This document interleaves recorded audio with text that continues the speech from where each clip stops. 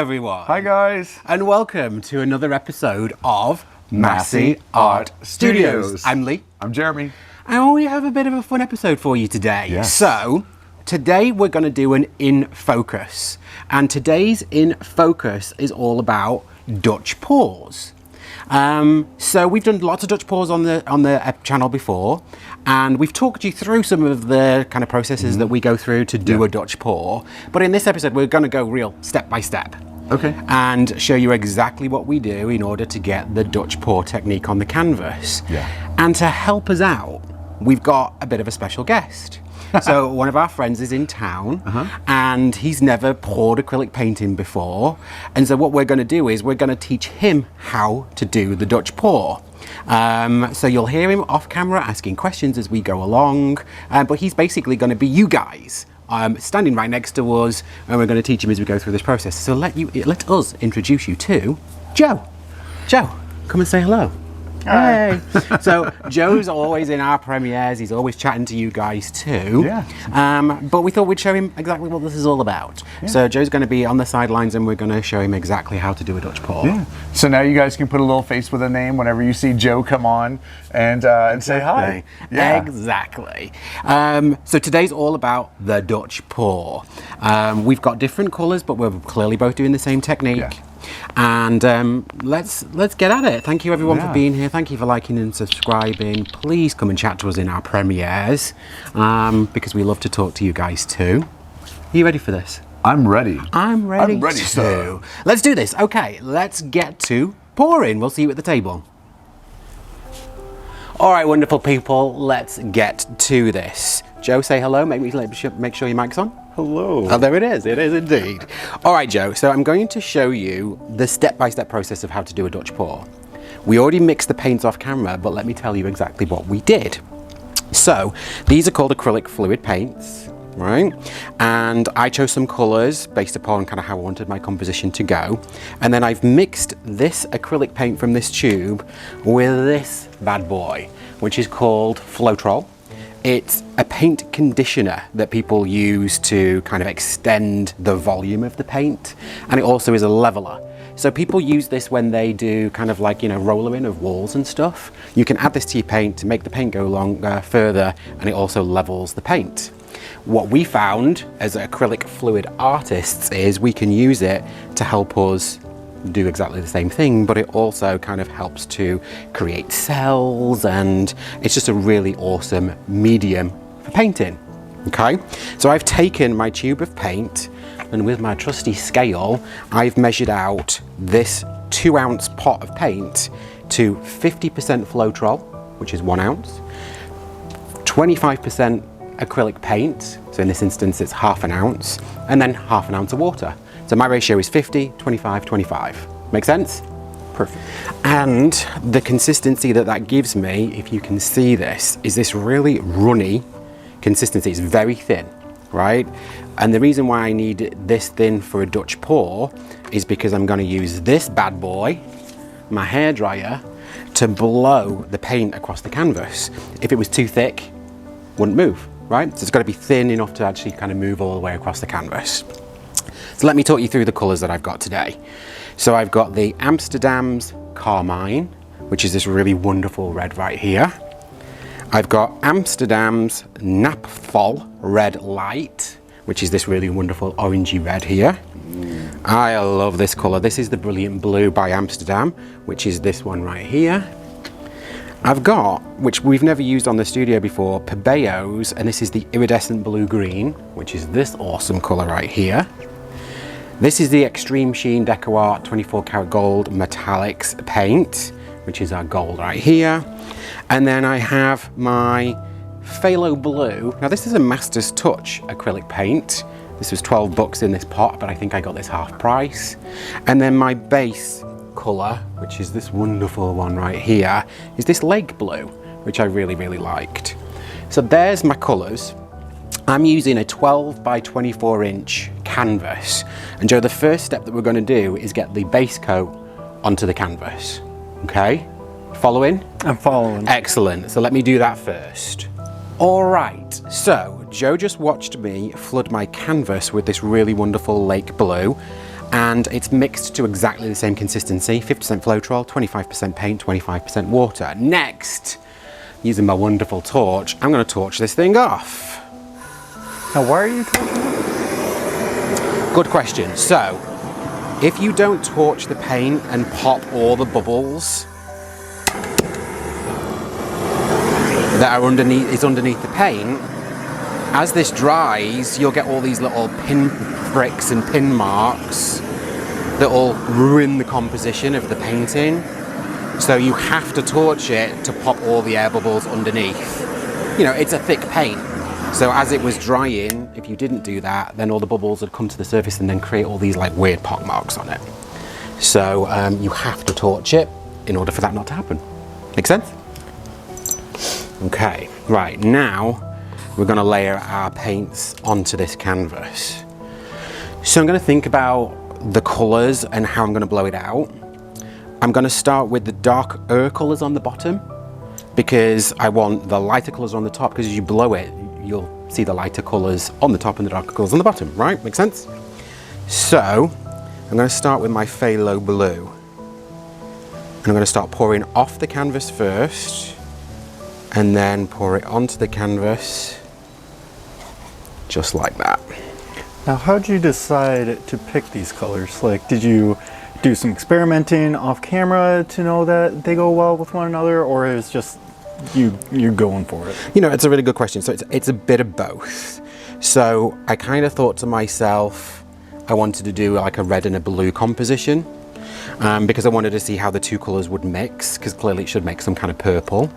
And we've used some of these colors before together, so I know that some of them work really well together. And then some of them are new, so it's a bit of an experiment to see kind of how it's going to look also. But we do spend a lot of time just playing with paints as well, you know, off camera. So it's a bit of all both of them really. But we do know the colour wheel particularly well. You know, we know what complementary colours are and kind of how they're all going to mix together. But sometimes, you know, it's just a bit of a wing and a prayer. And what I'm trying to do here is layer the same amount of thickness of paints all the way through the canvas, so that I've got a decent amount of paint on here. Yeah? How you layer the paint's completely up to you. You know, it's like it's your own idea. I could have gone corner to corner, straight across the middle, you know, just kind of thinking about how it's going to look. So, taking the old trusty hairdryer now, I'm going to use the hairdryer to blow out a composition onto the canvas. And with the Dutch pour, it kind of always kind of looks like a flower, like petals and leaves and that kind of stuff. But you'll see this as we blow. Okay? I've got multiple settings on my dryer, so I can go low and high. It's not a huge canvas, so I'll probably go low. And then I've got a heat and a cold setting, so I always put it on cold. I don't think for the amount of time I'm going to spend blowing this out it makes a big deal of difference, but that's how I'm going to blow this one out. All right, sir, are you ready? Ready. Let's do this.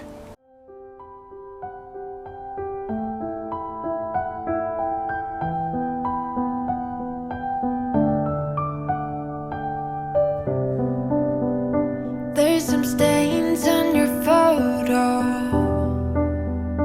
little cracks on your rusty frame, stuck in the mud, but it's okay. I don't have the pieces of you. Huh, okay. So, I didn't put enough paint on my canvas. There really wasn't enough paint to like really get a big blowout on here, but I do love the effects that I was getting. You see all the lacing from the colours laying on top of each other, and that's also because the Deco Art metallic paints and my iridescent paint do tend to kind of like create the lacing on top too. Now I can blow this out as well. to help kind of create and move the paints. I've got a little blow dryer I could use if I really wanted to use it, and you can kind of use your finger to kind of help manipulate the paints as well. But to be totally honest, I really actually like the amount of paint that I've got on here because I really do love the negative space, and I really do love the colours that I've got next to each other. So I'm probably just going to leave this one as it is. Yeah? The next thing that we do is take a craft stick or a popsicle stick and you scrape off the edges. And the reason why you scrape the edges, Joe, is because as the paint dries, if it drips off the canvas, then what will happen is it'll pull your composition with you. So this piece here would get dragged off the canvas. And so I want to scrape the edges real quick. And I'll probably come back in 10 minutes time and do this again, just to make sure that it's scraped again. But that's it. I'm gonna torch this one last time, just to make sure that there's no more air bubbles. And then I'm gonna take you guys in for a close-up. We go way, way back, as far as way back goes. Still standing by your side. You know I'll be right here when all the monsters come. I've got you.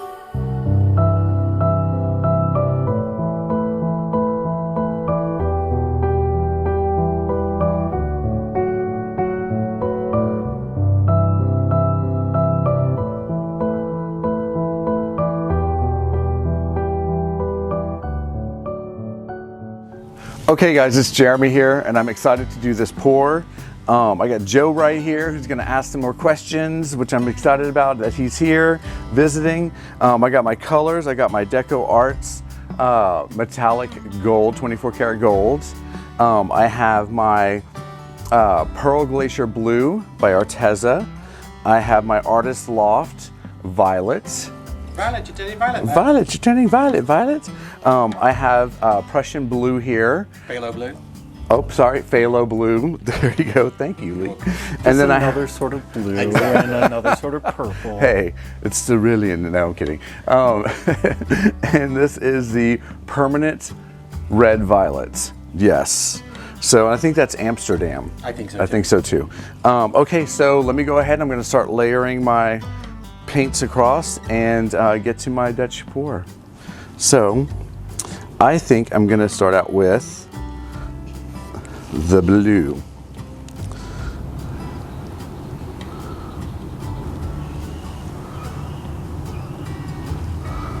Nice big layer there.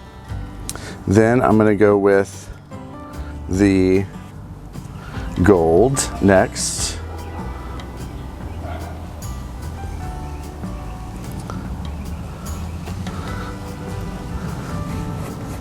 Then the permanent red violet. Oh.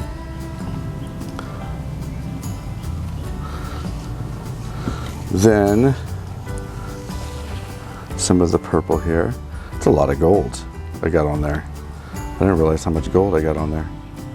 Everybody likes a lot of gold. Exactly. Right? Yeah, who doesn't like gold? And then of course, the Pearl Glacier Blue. Oh, whoops. All right, that's a nice big stripe there. Geez, healthy. And next, I'm going to go ahead and blow it out. Got the blow dryer right here, so I am excited. Let's do this.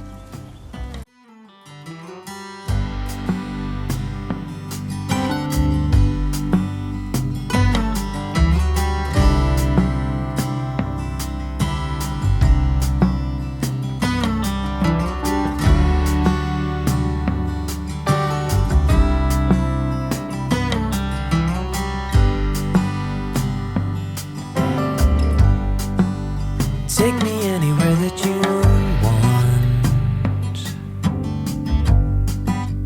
I don't even care if we come back again. And as long as the stars are shining above us, then I just wanna be where you are. Wow, I had a lot of paint on my canvas there. See? Went from my pour, which was not enough, to Jeremy's pour, which was too much.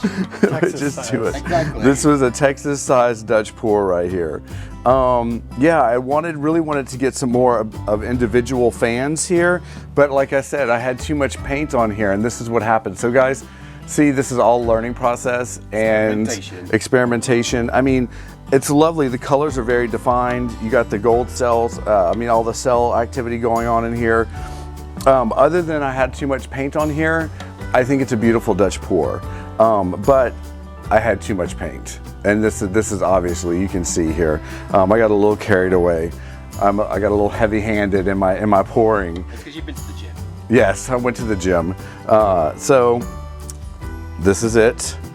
I'd love to hear the questions and comments and stuff, and all in the comments. So, Joe, do you have anything that you would like to ask or? I can't think of anything off the top of my head. I have a question. Like we were talking with Lee, he was very good at explaining things as he was doing it. Just really good at onboarding me onto this Got it. new painting. I do have a question. Yes. I mean, clearly you could scrape this thing and start again. Yeah, I totally could. Do you dislike it enough to scrape it? I don't think so. Like I actually like it. I think it's very colorful. I think that it has, like, it didn't get muddy. I mean, you can really see the blues, and you can see this like permanent deep violet, and you can see the gold, and like, I mean, it's not muddy. If it was muddy, then I would say definitely I would scrape it. Right. Muddy is whenever it turns kind of brownish, like they mix too much and they make this brown kind of like color in here, and that didn't happen with this, which I'm really excited about. But you know, that's what happens when you put too much paint on your canvas. No, I'm okay with this. I'm okay with this. And like I said, everyone, let me know what you think in the comments about how this went. Good or bad, whatever. So yeah, I think I'm gonna stick with this.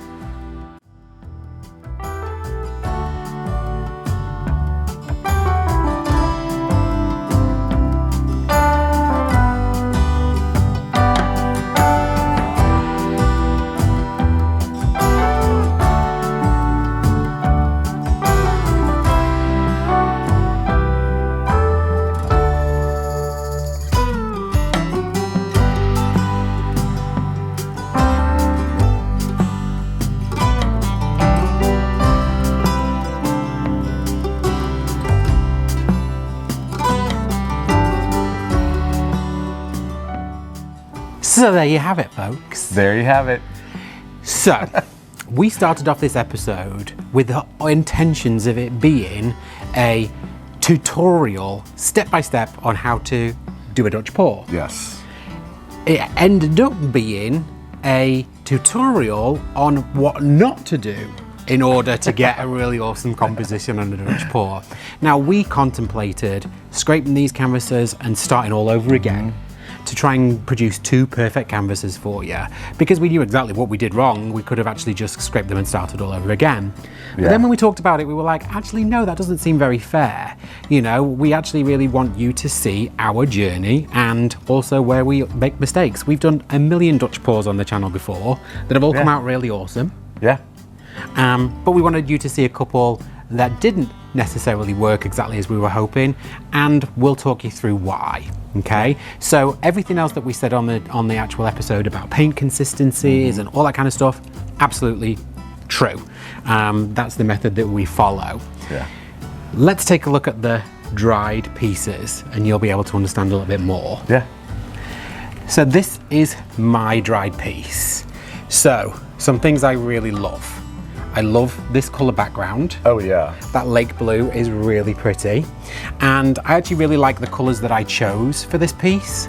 However, what I did do on this was not put enough paint on the canvas, so when I blew it out, I had these really tiny kind of little petals and flowers. And the gold in this one clearly just kind of overtook all the other paints because I just didn't use enough. So the consistency was right. I think I chose the right colours, but when I layered my paint, I did not use enough, so didn't get enough of a flow when I blew this one out. Yeah. So that's my observations. So I would do everything again. I'd pick the same colours, use the same consistencies. I would just add more paint to the canvas. Got it. What about you? I agree. I totally agree with that. Okay. Even though I really do love how yours turned out, I still love it. I still like it a lot. Now on mine, I had too much paint. And as you can see, it kind of took over the entire canvas and it just really kind of went crazy. But you know, I don't mind all the colors. Like, it didn't get muddy, you know, it really didn't. But it was just a little too much paint, you know, a little too much paint here and there. And it was just a learning lesson. Absolutely. We've definitely both produced better Dutch pours. Yeah. You know, I had too much negative space, you had not enough. I had too little paint, you had too much. We need the Goldilocks of the Dutch pour for the next one. One that's Exactly. just right. Exactly. But like I said, we're always honest on this channel. So we really wanted you to see our journey on these Dutch pours, and hopefully you'll learn something from this in your own Dutch pours going forward. Exactly. So that's it for this episode on a Tuesday night. Thank you to everyone that's been here on the premiere with us and chatting to us. If you're watching this at any other time, thank you so much. We appreciate you. And please like and subscribe if you haven't already. It means everything to us. Everything. It really does. And we'll see you back here on the channel on Friday for an episode, which will be our last one before the Go Big or Go Home collaboration. Go big or go home. With Canella Sirocco Art. 27 canvases between the three of us using 27 colours. Nuts. It's going to be crazy, and we'll be showing you on that on Sunday the 18th of April. So guys, enjoy the rest of your week, have a great night, and we'll see you real soon. Yes. Bye. Bye, guys. So there are some extra special people that we want to say thank you to, and that's to our Patreons. Or as we like to call them, the Masse Posse. Now the Patreon account is something completely separate to the YouTube channel, but it allows a certain few of you the opportunity to have a little bit of a closer look at the studio. Yes. And there are various levels. So at one level, you might get to see sneak peeks and behind the scenes videos. What? You might get the opportunity to join us on our live WhatsApp chat group where we swap pictures and talk about techniques. Yes.